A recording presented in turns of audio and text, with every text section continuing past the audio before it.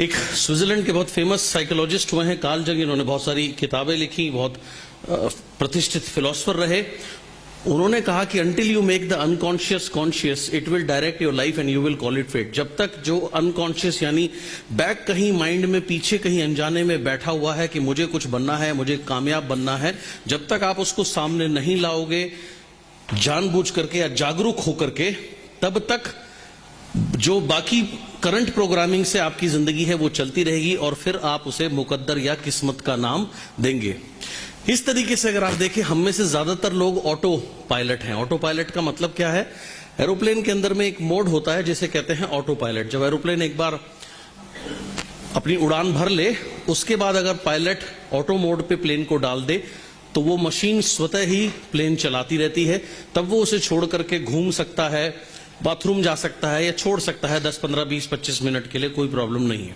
तो उस तरीके से अगर हम देखें तो हम में से अधिकतर लोग की जिंदगी जो है वो ऑटो पायलट मोड पे है। हमने सिर्फ इस चीज का एहसास नहीं किया कि अगर हम चाहें तो अपने जीवन का खुद का कंट्रोल अपने हाथ में स्वयं ले सकते हैं। नोइंग व्हाट यू वांट, ये जानने से कि आपको क्या चाहिए, आपको मदद मिलती है अपने जीवन को उस दिशा में ले जाने के लिए। इससे भी ज्यादा हो सकता है आपको लगे या आपको पता हो आपको क्या चाहिए, लेकिन शायद आपको अपने अंदर और भी ज्यादा झांक कर देखना पड़े, डीपर देखना पड़े कि वास्तव में आप क्या चाहते हैं, क्या प्राप्त करना चाहते हैं। जैसे एक बार एक व्यक्ति लेखक था, उससे पूछा गया कि आप लेखक क्यों बने? तो उसने कहा मैं लेखक इसलिए बना क्यों, मेरे में शुरू से ही प्रतिभा थी अच्छा लिखने की। तो उन्होंने कहा, फिर साइकोलॉजिस्ट ने उससे फिर से सवाल किया कि फिर भी मैं जानना चाहूंगा कि आप लेखक ही क्यों बने? तो उसने कहा मैं लेखक इसलिए बना क्योंकि मैं अच्छा लिखता था, तो मैं लिखने लगा तो मैं लेखक बना। मैंने कहा और भी ज्यादा अपने अंदर झांकिए और शुरू से बताइए आपने पहली बार कब लिखना शुरू किया। तो इस लेखक ने कहा कि जब मैं पहली बार कक्षा चौथी में था, 4th क्लास में था, तो सभी बच्चों को निबंध लिखने के लिए दिया गया। तो सभी की तरह मैंने भी वो लिखा और मेरा निबंध क्लास टीचर को इतना पसंद आया, उसने प्रिंसिपल को दिखाया। प्रिंसिपल को इतना अच्छा लगा मेरा लिखा हुआ कि अगले दिन स्कूल की असेंबली में उन्होंने मेरा लिखा हुआ निबंध पढ़ा और सभी पूरे स्कूल ने, बच्चों ने, टीचर्स ने, प्रिंसिपल ने सभी मेरी सराहना करी और मेरे लिए खूब ताली बजाई। तो इस बात से मुझे बहुत उत्साह मिला। मैंने और ज्यादा लिखना और लिखा, वो और पसंद किया गया, फिर और लिखा, वो और पसंद किया गया। और उसके बाद मुझे ये समझ में आ गया कि जितना ज्यादा मैं लिखता जाऊंगा मुझे उतनी ज्यादा सराहना मिलेगी, प्यार मिलेगा, और इस तरीके से मैं लेखक बन गया। तो ओरिजिनली जब उससे पहली बार पूछा था तो उसका जवाब क्या था कि मैं लेखक इसलिए बना क्योंकि मुझे में लिखने की प्रतिभा थी। प्रतिभा तो बाद में आई, लेकिन असल में वो लेखक क्यों बना? क्योंकि लिखने के द्वारा जब उसे प्यार मिला, प्रशंसा मिली और इतना सम्मान मिला, तो इसकी वजह से बेसिकली वो लेखक बना। और फिर आगे चलकर उसने बहुत सी ऐसी किताबें लिखी जिससे देश भर के अंदर में इस लेखक को बहुत ज्यादा मान सम्मान व प्यार मिला। लेकिन अल्टीमेटली वो लेखक बना क्यों? वो क्या चाहता था? वो चाहता था मान सम्मान व प्यार। सो ऐसे ही आपको भी अपने अंदर डीपली देखना पड़ेगा कि क्या चीज है आप जो प्राप्त करना चाहते हैं, वो क्यों प्राप्त करना चाहते हैं, उससे आपको हासिल क्या होगा। हो सकता है एक व्यक्ति जो आज एक पॉलिटिशियन है, वो बचपन में शायद ऐसा उसका बचपन गुजरा हो कि जब किसी ने उसके ऊपर ध्यान नहीं दिया या अटेंशन उसको नहीं मिली, और जब अटेंशन नहीं मिली तो उसने ऐसा कोई कार्य में, क्षेत्र में वो घुस गया कि आज 24 घंटे मीडिया और सारी चीजें उसके पीछे लगी रहती हैं, या हर समय वो एक ध्यान का केंद्र या अटेंशन का केंद्र बना रहता है। फ्रीडम एंड पावर, ये बहुत महत्वपूर्ण लाइन है, इसको थोड़ा ध्यान से समझिएगा। Freedom and power come from knowing what you want without being a prisoner to what you want. यानी फ्रीडम एंड पावर, आजादी और ताकत कब मिलती है? इसके दो हिस्से हैं। पहले हमें यह पता हो हमें क्या चाहिए। नंबर 1, फ्रीडम यानी कि आजादी और ताकत कब मिलती है? जब पहले हमें यह पता हो हमें क्या चाहिए, but at the same time, पर उसी समय, without being a prisoner to what you want, यानी कि अपनी उस सोच के कैदी नहीं बनना। जैसे अगर मान लीजिए किसी ने सोचा कि मुझे क्राउन बनना है फॉर एग्जाम्पल, अब उसके 2 तरीके हैं, राइट? अब उसको जल्दी क्राउन बनना है, जल्दी क्राउन बनना है, जल्दी क्राउन बनना है। अब अगर वो सिर्फ इस सोच का कैदी बन जाए तो बहुत से लोग क्या करते हैं, शॉर्टकट अपना सकता है। 6-8 लोग पकड़े, 2.5-3 लाख रुपए का उनको सामान खरीदवाया उससे वो क्राउन बन जाएगा, एक बार लेवल मिल जाएगा, तमगा मिल जाएगा, एक बार चेक आएगा, लेकिन अगले महीने क्या होगा? जी हाँ, अगले महीने शून्य से बिजनेस नहीं बिल्ड होगा। तो इसमें क्या हुआ, उसकी जो वो चाहता था वो बन गया, लेकिन उसको फ्रीडम एंड पावर नहीं मिली। क्यों नहीं मिली? क्योंकि वो अपनी खुद की ही सोच का कैदी बन गया, जहां सही गलत का उसकी बुद्धि ने उसको फर्क बताना मना कर दिया, बंद कर दिया। मेरी पिछली कंपनी में, तकरीबन आज से 12 साल पुरानी बात होगी, जैसे भी यहां पिछले साल 5 करोड़ का क्लब लॉन्च किया गया, ऐसे मेरी पिछली कंपनी में लगभग 12 साल पहले एक लेवल रखा गया कि वो लेवल यदि कोई व्यक्ति हासिल करेगा तो उसमें कंपनी के पूरे साल का जो टर्नओवर होगा उसका 1% बटेगा। तो अंदाजा था वो लगभग 1 करोड़ रुपए के आसपास होना चाहिए या होगा। सो उसमें ना अपनी 9 लाइनें करनी थी हाईएस्ट लेवल के ऊपर में, और वो एक्यूमुलेटिव प्लान नहीं था, यानी कि जो हाईएस्ट लेवल है, जैसे सपोज 1,60,000 है तो हर महीने उसे मेंटेन करना था, 12 में से 9 महीने। सो एक मुश्किल कार्य था और सिर्फ 1 साल का ही समय था। तो 12 में से 9 महीने, अगर 3 महीने के बाद एक भी महीने चूक हो गई तो उसमें चांस नहीं था। तो एनीवेज एक शख्स थे उड़ीसा से, उसने क्या करना, उसने कुछ बैंक में अपनी कुछ सेटिंग बिठाई लोन डिपार्टमेंट में, और जिन लोगों और बहुत से लोगों को उसने कहा कि मैं तुम्हें नौकरी दिलाऊंगा, और उसके बाद में वो उन लोगों के, उन जिनको वो कहता था नौकरी दिलाऊंगा, उनसे भी वो कुछ पैसे ले लेता था। उनके नाम पर वो लोन पास करा के प्रोडक्ट खरीद करके इकट्ठा उनको डायरेक्टर बना देता था। शुरू में 35-36 हजार रुपए का जो भी फर्स्ट मंथ का पेचेक आया बोला, अब 2-3 महीने तक वो कुछ नहीं कहते थे।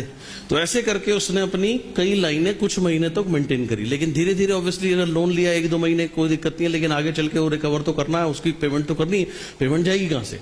उनको तो पता तक नहीं था कि उनके नाम पे लोन लिया गया है। तो ऐसे करते करते धीरे धीरे उसने घपला करना शुरू किया, और वो घपला जो था वो लगभग 70-80 लाख के आसपास का घपला हुआ। ये व्यक्ति फिर जेल गया कई साल, कुछ आखिरी खबर मिलने तक जेल में था, जब मुझे लास्ट पता था, उसके बाद मुझे जानकारी नहीं है।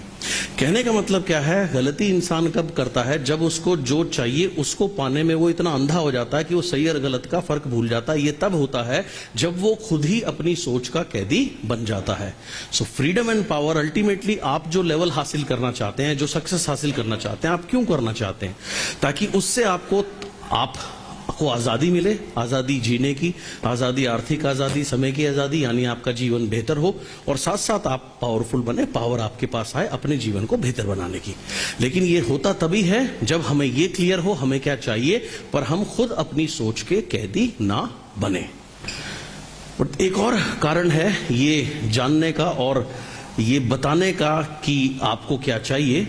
जब आप डिक्लेयर कर देते हैं, जब आप सबको कह देते हैं कि मैं ये लेवल हासिल करूंगा, या मैं ये इनकम पर पहुंचूंगा, या मैं यहां पहुंचूंगा बहुत जल्दी, जब आप उसको डिक्लेयर कर देते हैं, यानी सबको आप बता देते हैं, घोषणा कर देते हैं, उससे होता क्या है, उससे यूनिवर्स आपकी मदद करने लगता है उस चीज को प्राप्त करने में। हाथ खोल के बैठिए।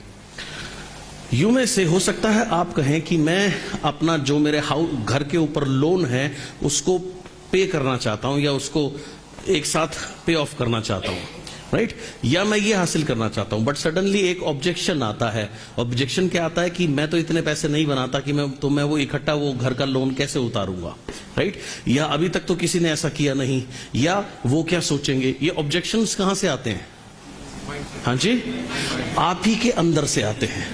कभी ना कभी प्रेरणा वाली सोच भी हमारे अंदर से उत्पन्न होती है कि मैं ये करूं, ऐसा करूं, वैसा बनूं, ये हासिल करूं, यहां पहुंचूं, वहां पहुंचूं, ये करूं। और सेम टाइम जो ऑब्जेक्शंस हैं वो भी हमारे अंदर से ही उत्पन्न होते हैं। मुख्य रूप से हम अपनी सोच को 2 भागों में बांट सकते हैं, empowering thoughts and disempowering thought. Empowering thoughts का मतलब होता है जो हमारे को बल दें, हमारे को पावरफुल बनाए, हमें ताकतवर बनाए। जैसे मैं अगले साल डायमंड ट्रिप पर जाऊंगा, मैं आने वाले समय में जल्द ही मेरा फोटो भी वॉइस मैगजीन में आएगा, मैं भी लग्जरी कार बुक में या कार बुक में मेरी भी तस्वीर होगी, मैं भी एक कार लूंगा। ये सारे विचार अगर आप सोचेंगे, ये आपको पावर देंगे या आपको डाउन करेंगे? जी हाँ, पावर देंगे। इसलिए इन्हें कहा जाता है एम्पावरिंग थॉट्स, यानी कि जो आपको या बल प्रदान करे। तो बल प्रदान करने वाले विचार, और इसी का अपोजिट है डिसएम्पावरिंग थॉट्स। डिसएम्पावरिंग थॉट्स कौन सी होती हैं? जो हमारी पावर को कम करते हैं, हमें डाउन करते हैं, जो हमारे बल को कम करते हैं, हमें नीचे लेकर जाते हैं। जैसे मेरे पास पैसे नहीं हैं, मुझे कोई हेल्प नहीं करता, मुझे कोई सपोर्ट नहीं करता, मैं ज्यादा लोगों को नहीं जानता, मुझे अंग्रेजी नहीं आती, मैं छोटी जगह से हूं, मैं छोटे गांव से हूं, इत्यादि इत्यादि इत्यादि। ये हैं सारे डिसएम्पावरिंग थॉट्स। तो ये एम्पावरिंग थॉट्स भी हमारे अंदर से उत्पन्न होते हैं, डिसएम्पावरिंग थॉट्स भी हमारे अंदर से उत्पन्न होते हैं। जितने भी कामयाब लोग हैं इस दुनिया में, वो क्या करते हैं? वो अपने एम्पावरिंग थॉट्स को लगातार बढ़ावा देते हैं, और डिसएम्पावरिंग थॉट्स जब आता है तो उसे वो खत्म कर देते हैं, या उसको वो बिल्कुल साथ नहीं होते। दो व्यक्तियों में यदि लड़ाई हो तो नॉर्मली वो जीतेगा जिसमें ज्यादा बल होगा। सेम वे एम्पावरिंग विचार और डिसएम्पावरिंग विचार, बल प्रदान करने वाले विचार और बल छीनने वाले विचार हमारे अंदर से उत्पन्न होते हैं। इनमें से जीतेगा कौन? आप जिसके साथ हो जाओगे वो जीत जाएगा। अगर आप बल प्रदान करने वाले विचार के साथ हो जाओगे तो बल प्रदान करने वाले विचार जीतेंगे। आप बार बार उसी को दोहराओ, उसी पर विचार करो तो वो जीत जाएगा। लेकिन अगर आप बल कम करने वाले विचार के साथ हो गए तो वो बल कम करने वाले विचार जीत जाएंगे। तो ये किसको आप जिताओगे, ये बेसिकली आपके ऊपर निर्भर करता है। ठीक नाउ, इट्स आसान है ऑब्जेक्शंस के साथ आना, और ये सबके अंदर से उत्पन्न होते हैं। जब कोई भी व्यक्ति कोई भी बड़ी चीज सोचता है तो प्रेरित होकर के, तो अगले ही पल या कुछ क्षणों के बाद में ये विचार जरूर उसे आता है कि यार ये कैसे होगा, या ये मुश्किल है, या जो भी। इसमें ट्रिक क्या है या सीक्रेट क्या है? इन ऑब्जेक्शंस को खत्म करना, जब तक आप अंदर से पूरे क्लियर ना हो जाएं। जब आप अंदर से क्लियर हो जाएंगे, जब कोई ऑब्जेक्शन नहीं रहेगा या बल कम करने वाले विचार जब आप खत्म कर देंगे, तो जो चीज आप प्राप्त करना चाहते हैं उसको प्राप्त करना काफी सरल हो जाएगा। एक एग्जाम्पल यहां पे दिया गया है। एक महिला थी जो कि कैंसर से पीड़ित थी, और उसको ट्यूमर थे, और ट्यूमर ने वो कैंसर का रूप ले लिया था, और उसको ऑपरेशन ड्यू था। तो डॉक्टर्स ने कहा कि आपका ये ट्यूमर निकालना पड़ेगा, नहीं तो ये आपकी पूरी शरीर में फैलता जाएगा। लेकिन उस महिला की समस्या ये थी कि उसको ऑपरेशन के नाम से, हॉस्पिटल के नाम से इतना ज्यादा डर लगता था कि डॉक्टर ने कहा कि मैं ऑपरेशन की डेट आपको कैसे दूं? आपको ऑपरेशन की हम टेबल पे डालें, थिएटर में ले जाएंगे, आप तो हार्ट अटैक से पहले मर जाओगे, बाकी कैंसर तो जब वो तो मारेगा 1-2 साल बाद मारेगा, आप तो वैसे मर जाओगे। तो हम आपको डेट ऑपरेशन की तब तक नहीं दे सकते जब तक आपके अंदर जो ये मनोवैज्ञानिक डर जो बैठा हुआ है, मानसिक डर जो बैठा हुआ है, आप पहले इसको निकलवाइए। इसके लिए उस महिला की मनोचिकित्सक से अपॉइंटमेंट ले दी गई, और उनकी उस मनोचिकित्सक ने काफी सारी उस महिला की 2-3-4 सिटिंग करी। तो उस सिटिंग में मनोचिकित्सक ने पूछा कि आपको इतना डर क्यों लगता है ऑपरेशन से और इन सब चीजों से? उसने फिर बताया कि जब मैं छोटी थी, 6 वर्ष की थी, तो मैं मेरी नानी के बहुत नजदीक थी और मैं बहुत उनकी लाडली थी, और उस समय लगभग मेरी नानी को ऐसे ही एक बीमारी हुई, ट्यूमर हुआ, और उनको ऑपरेट करने के लिए या अस्पताल ले जाया गया, और ऑपरेशन थिएटर में जब वो गई, लेकिन वो वापस नहीं आई, उनकी डेथ हो गई। तो तब से मेरे मन में ये डर बैठा हुआ है, और तब से मैं हमेशा से कहती थी कभी भी मुझे अस्पताल ना जाना पड़े, अस्पताल ना जाना पड़े, डॉक्टर से मेरा वास्ता ना पड़े, ना पड़े, ना पड़े। अब आज उसकी आयु लगभग 30-32 साल थी। तो पिछले 24-25 सालों से वो किस चीज को आकर्षित कर रही थी? जी हाँ, अस्पताल को और डॉक्टर्स को, कि अस्पताल ना जाना पड़े, डॉक्टर से मेरा वास्ता ना पड़े। अब मैंने आपको बताया था ना की तस्वीर नहीं होती, तो इस वजह से राइट उसको ये दिक्कत हुई। कोई बात नहीं, मनोचिकित्सक ने फिर उसको ट्रीट करने के लिए कहा कि देखिए उस समय, जबकि आप बात कर रही हो 25-26 साल पुरानी आप बात कर रही हैं, तब से लेके अब तक मेडिकल साइंस ने काफी तरक्की करी है, और अब बहुत सारे ऐसे पेशेंट हैं जो जिस बीमारी से जो आपको है उससे भी एक स्टेज की एडवांस बीमारी के बाद भी जो ठीक हो चुके हैं। उन्होंने खुद ऐसे कुछ 4-5 पेशेंट्स की केस हिस्ट्री निकाली, उनको दिखाई, कुछ से उनकी बात कराई, और उनको ये विश्वास दिलाया कि ऐसा नहीं है, अगर ये हो गया तो आप वापस नहीं आओगे, इसमें कोई दिक्कत नहीं है। तो ऐसे 5-6 सिटिंग्स जब उस मनोचिकित्सक ने उस महिला की करी तो उस महिला का डर निकल गया, जो कि ऑपरेशन को लेकर के या ऑपरेशन थिएटर को लेकर के और अस्पताल डॉक्टर को लेकर के था। जब उसका डर निकल गया तो वो डॉक्टर के पास गई, डॉक्टर ने उनको ऑपरेशन की डेट दे दी। और जब ऑपरेशन की डेट मिल गई, जिस दिन उसका ऑपरेशन था, उसको ऑपरेशन थिएटर के अंदर में लेके गए। डॉक्टर ने जब उनको खोला ऑपरेट करने के लिए तो डॉक्टर हैरान रह गए कि जो ट्यूमर जिसको निकालने के लिए उसको ऑपरेट करना था वो ट्यूमर था ही नहीं, वो गायब हो चुका था। अब पूरी की पूरी जो मेडिकल फ्रेटर्निटी थी वो बिल्कुल उन्हें समझ में नहीं आया कि ऐसा कैसे हो सकता है। सो उन्होंने उस चिकित्सक को बुलाया, और भी ज्यादा जो वर्ल्ड के बड़े बड़े चिकित्सक थे उनको, जो साइकोलॉजिस्ट थे उनको बुलाया, और जब ये केस डिस्कस हुआ तो निष्कर्ष ये निकल करके आया कि जो डर था कि मुझे अस्पताल ना जाना पड़े या डॉक्टर से ना मेरा वास्ता पड़े, उस डर की वजह से ये ट्यूमर आया था। और जब ये डर निकल गया, जो मुख्य कारण था इसके आने का, तो वो ट्यूमर ने भी ऑटोमेटिकली उसके शरीर को छोड़ दिया, बगैर किसी ऑपरेशन के जरूरत ही नहीं पड़ी। सो बेसिकली जो हमारे बिलीफ होते हैं, जो हमारे विश्वास होते हैं, वो बहुत ज्यादा पावरफुल होते हैं, क्योंकि हर समय हम उस चीज को अपनी ओर लगातार आकर्षित करते रहते हैं। सो यही चीज यहां पर लिखी है। A woman was suffering from cancer, और उसका ऑपरेशन ड्यू था। वो इतनी डरती थी ऑपरेशन से और चाहती थी इसके लिए उसको सलाह दी गई सेशंस अटेंड करने की। जब डॉक्टर ने उनको खोला, कोई भी कैंसर या ट्यूमर उनको नहीं दिखा। क्या हुआ? हमारे बिलीफ या विश्वास इतने पावरफुल होते हैं। उस महिला को जब ये विश्वास आ गया कि जो डर जिसकी वजह से ये सब हुआ था वो डर हट गया, तो ऑटोमेटिकली कैंसर ने उसका घर छोड़ दिया। उसने क्या किया? कॉन्शियस, जानबूझ करके अपने जीवन का कंट्रोल अपने हाथ में लिया, और स्पेशली अपने नेगेटिव बिलीफ्स का। बिलीफ यानी कि विश्वास। विश्वास क्या चीज है? देखिए, एक है सोच। जो सोच को हम पक्की कर लेते हैं वो बन जाता है हमारा बिलीफ सिस्टम या हमारा विश्वास, राइट? और हम जैसा हमारा विश्वास होता है वही बनती है हमारे जीवन की रियलिटी या सच्चाई। मैं आपको एक रियल इंसिडेंट सुनाता हूं। आज से लगभग 14-15 वर्ष पुरानी बात होगी। मैं अपनी पिछली कंपनी में था तब। लोकेश सेठी जी जो यूनिवर्सल क्राउन डायरेक्टर हैं, मेरे बहुत अच्छे दोस्त हैं इस बिजनेस से पहले भी। सो एक बार मैं ऑफिस में गया और मैं उनसे मिला, हैंडशेक कर हाथ मिलाने के लिए मैंने हाथ बढ़ाया, तो उन्होंने कहा भाई मेरे से दूर रहो। मैंने कहा क्या हुआ? बोले मेरी आंखें आई हुई हैं। आंखें आना आप समझते हैं? आई फ्लू भी बोलते हैं, देसी भाषा में तो आंख आना ही बोलते हैं, अंजनी भी बोलते हैं, तो जो भी बोले, उसमें आंखें लाल हो जाती हैं। और उसमें ऐसी धारणा है कि जिस किसी व्यक्ति को अगर वो हो जाए, आप उसके टच में रहेंगे तो वो इन्फेक्शन आप में भी आ जाता है। तो उसने मुझे कहा कि भाई आप मेरे से दूर रहो, इन्फेक्शन आपको भी हो जाएगा। मैंने कहा ये बकवास है, ऐसा कुछ नहीं होगा, राइट? और मैं लगभग उसके साथ वैसे ही रहा जैसे मैं रहता हूं, और बल्कि मैंने उसको ये और कहा था कि मेरी एनर्जी तेरी एनर्जी से बहुत ज्यादा है, बल्कि तू मेरे साथ रहेगा तो तू जल्दी ठीक हो जाएगा। तो मुझे तो कुछ होने से रहा। थोड़ी देर के बाद में, आधे घंटे के बाद में, एक लेडी लीडर होती थी जो कि पेशे से डॉक्टर थी, MBBS डॉक्टर थी।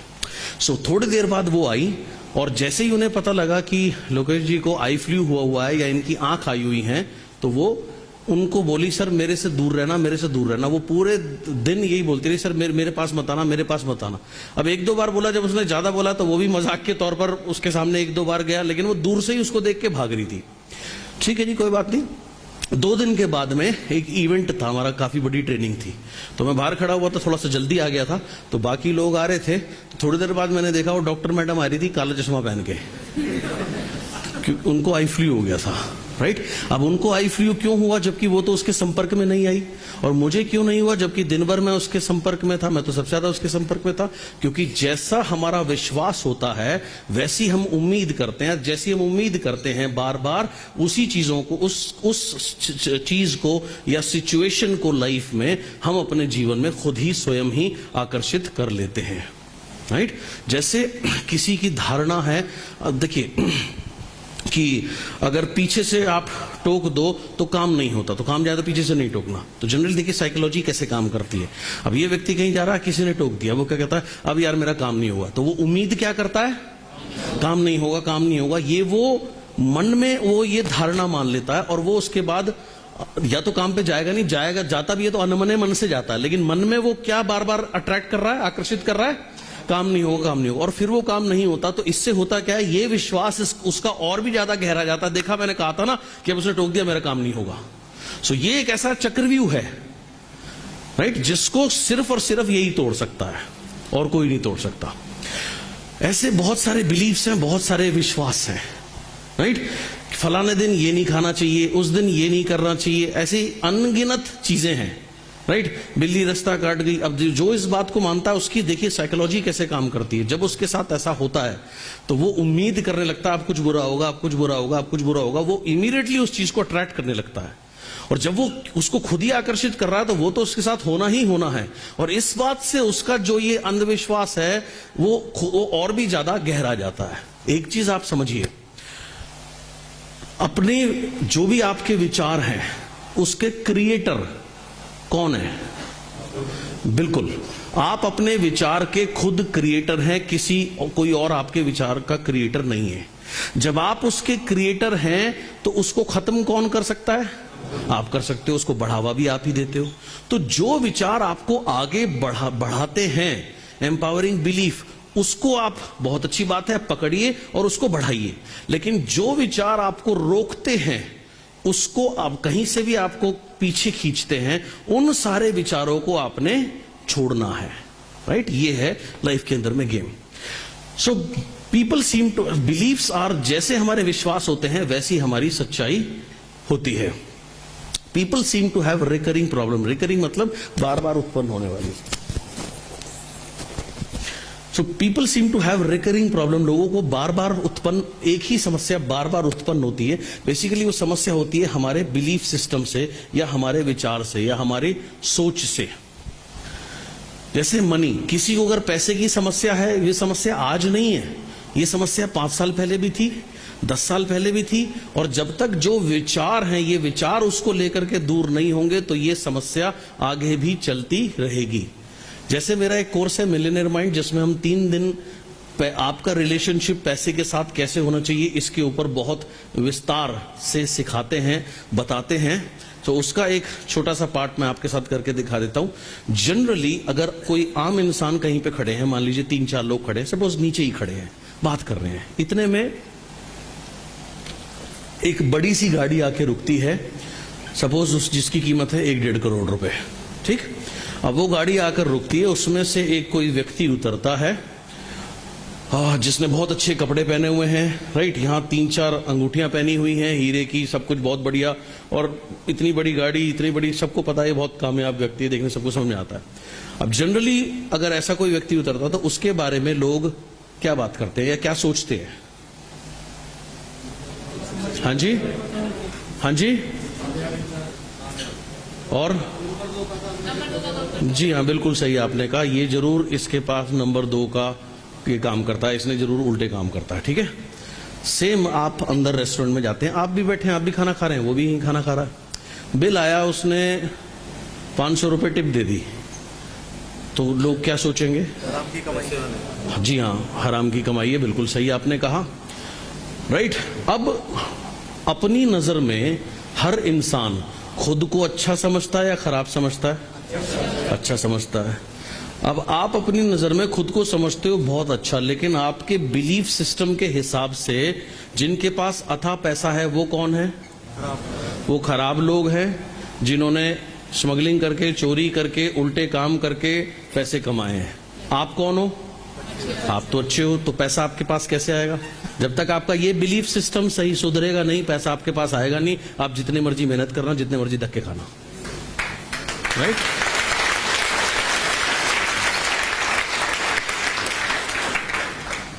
सो आपका जो बिलीफ सिस्टम है वही आपकी, जो आपका सोचने, जो आपकी सोच है वही आपकी सच्चाई है, और सच्चाई आपकी कुछ भी नहीं है। सारा का सारा जो आपकी रियलिटी है वो है आपकी सोच, और जो सोच पक्की हो जाती है उसे हम कहते हैं बिलीफ, यानी विश्वास, राइट। जो सोच को क्वेश्चन किया जा सकता है या जिस पर प्रश्न उठाया जा सकता है वो विश्वास नहीं है, वो एक क्या है? धारणा है। धारणा बदल सकती है। जैसे उदाहरण, मोदी साहब ईमानदार हैं, ये एक धारणा है। मजबूत धारणा जरूर है, लेकिन हो सकता है मान लो कल को अगर 2-4 कोई केस आते तो ये धारणा इधर उधर हो सकती है। तो लेकिन जिस पर प्रश्न भी ना उठाया जा सके, जो सोच इतनी मजबूत हो, उसे कहते हैं बिलीफ या विश्वास, राइट। जैसे मनी, रिलेशनशिप या ड्राइविंग का एग्जांपल देता हूं। मेरी वाइफ ने ड्राइविंग उसको आती नहीं थी, उसके बाद में मैंने 2003 में एक और कार ले ली। अब घर में हमेशा एक कार एक्स्ट्रा खड़ी रहती थी, तो मैंने उसको बोला भाई तुम कार चलानी सीख लो, बार बार कभी ऑटो ढूंढती हो, कभी मुझे परेशान करती हो, तो घर में वैसे भी एक कार बेकार ही खड़ी है, तो सीखो। तो मैंने उसको सिखाने की कोशिश करी। 2-3 दिन के बाद में मुझे समझ में आ गया मैं नहीं सिखा सकता। मैंने कहा मुझे बख्शो, एक काम करो मोटर ड्राइविंग स्कूल में दाखिला ले लो। तो उसने मोटर ड्राइविंग स्कूल में दाखिला ले लिया, पैसे भरे, 15-20 दिन का जो कोर्स होता है वो कोर्स कर लिया। अब उसके बाद भी वो गाड़ी ना निकाले, राइट, गाड़ी ना निकाले, उसे डर लगे।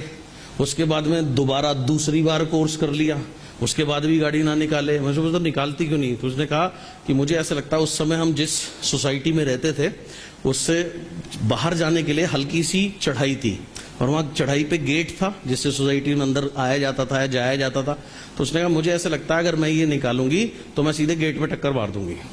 तो मैंने उसे समझाने का प्रयत्न किया। मैंने कहा तुम गाड़ी तुम्हें चलानी आती थी, मैं सिखा चुका था, लेकिन फिर भी तुम्हारा डर निकालने के लिए 2-2 बार तुम ड्राइविंग स्कूल से ट्रेनिंग ले चुकी हो, 2-2 तुम यार कोर्स पूरे कर चुके हो, तुम्हें दिक्कत क्या, निकालो तो सही। तो एक दिन मैंने बहुत कहने के बाद उसने गाड़ी निकाली, निकालने के बाद वही किया और जाती गेट में दे मारी। सुनिए अभी तो बात शुरू हुई है। क्यों? क्योंकि उसकी सोच क्या थी? सोच यही थी, पहले से ही वो उसको आकर्षित कर रही थी उस गेट को, कि अगर मैं निकालूंगी तो मुझे लगता है गेट में टक्कर हो जाएगी। तो वही हुआ। अब जब जो पहले से सोचती जब वो हो गया तो जो सोच होती है ना वो और मजबूत हो जाती है। तो उसने कहा मेरे से नहीं होगा। अब इस बीच में कुछ दिन मैंने कहा होगा नहीं होगा वो तुम जानो, मेरे बस की तो है नहीं, तो मैंने छोड़ दिया। थोड़े दिन बाद में मेरा भाई आया हुआ था, मेरा छोटा भाई आया हुआ था, मेरा कजन आया हुआ था, तो वो पुलिस में है। तो उसने कहा भाभी चलो लो मेरी गाड़ी चला लो। तो उसने कहा नहीं भाई मेरे से लग जाएगी। तो उसने कहा देखो लग जाएगी कोई दिक्कत नहीं है, सरकारी गाड़ी है, जहां मर्जी मार दो, मैं कोई टेंशन नहीं है। बोले अगर किसी के लग गई तो, बोले किसी के लग गई तो कोई बात नहीं, मैं बैठा हूं, मैं संभाल लूंगा, हाँ वो टेंशन है। सो उसने चलानी, उसने क्या किया? कुछ नहीं किया, सिर्फ उसको बिलीफ दिया। चलानी तो उसको आती थी, सो उसने शुरू किया और वो चलाने लग गई। एंड वो तब से लेके आज तक का दिन है, कोई दिक्कत ही नहीं है। अब ऑटोमेटिक जितने चलवा लो, कोई सी भी गाड़ी चलवा लो। बेसिकली ये सारा का सारा बिलीफ सिस्टम है।